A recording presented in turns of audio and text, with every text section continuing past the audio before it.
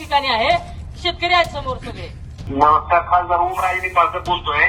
पण आपण जे आंदोलन करतात त्याच्यासाठी माझा पूर्ण पाठिंबा आहे आणि शेतकऱ्यांना मिळणाऱ्या या बातमीच्या बाबतीत लोकसभेत सुद्धा मी अनेक वेळेस केंद्र सरकारची धोरणं कशी मारक करतायत याच्या बाबतीत आवाज उठवलेला आहे. हाडाची काढ आणि रक्ताचं पाणी करून पिकवलेल्या पिकावर किती नफा कमवायचा हा अधिकार शेतकऱ्यांना असला पाहिजे.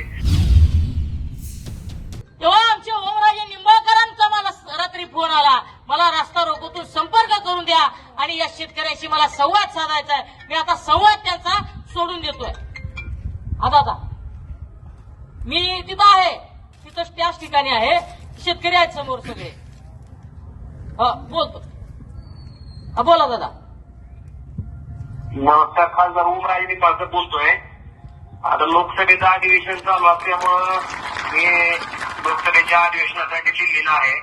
पण आपण जे आंदोलन करतात त्याच्यासाठी माझा पूर्ण पाठिंबा आहे आणि शेतकऱ्यांना मिळणाऱ्या या बातमीच्या बाबतीत लोकसभेत सुद्धा मी अनेक वेळेस केंद्र सरकारची धोरणं कशी मारक करतायत याच्या बाबतीत आवाज उठवलेला आहे आणि निश्चितपणे शेतकऱ्याच्या कष्टाचे, घामाचे, हक्काचे पैसे ते शेतकऱ्याला मिळणं नितांत गरजेचं आहे.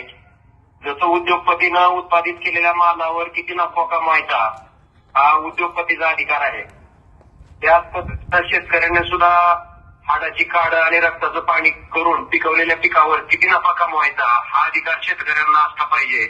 मला वाटतं त्याच्या बाबतीत केंद्र सरकारला विसर पडलाय. निश्चितपणे तुमचा प्रतिनिधी म्हणून कायम तुमच्या प्रश्नाविषयी मी लोकसभेत बोलत आलोय आणि इथून पुढे सुद्धा जोपर्यंत आपल्या मागण्या मान्य होत नाहीत तोपर्यंत मी आपल्या बरोबर आहे आणि आपली सुद्धा साथ कायम आमच्या पाठीशी आहे. तुमच्या या आंदोलनासाठी माझा पाठिंबा आहे आणि निश्चित आपला आवाज बनवून लोकसभेत हा विषय निश्चितपणे उचलेल. धन्यवाद.